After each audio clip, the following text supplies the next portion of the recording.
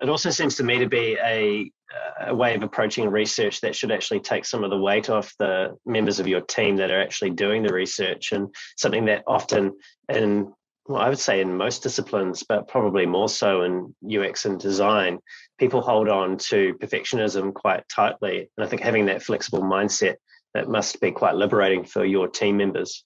I hope so. It's interesting enough. It's also probably very difficult to master.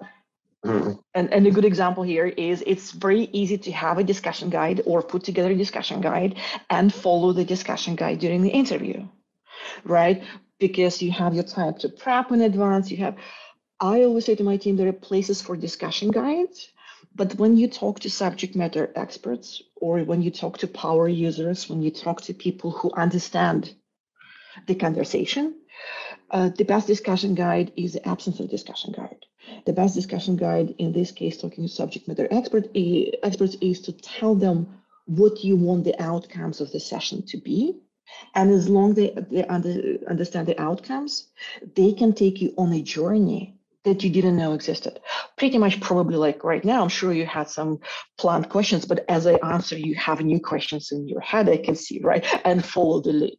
So a lot of that, what I'm trying to teach my team and researchers is have an idea in your head, but have an idea of what you want to achieve, not the questions you want to ask. Mm-hmm. And then follow the lead and follow the conversation, because we don't know what we don't know. Right? 100%. And you're telling me to close my discussion guide right now. No, I'm telling you to have it if you're short of questions, and if you don't have, it's late for you. I know your imagination doesn't work as would ask next. I want to get to question 3, Lada, and you haven't forget it. Question 3. Come on. Have it and forget it.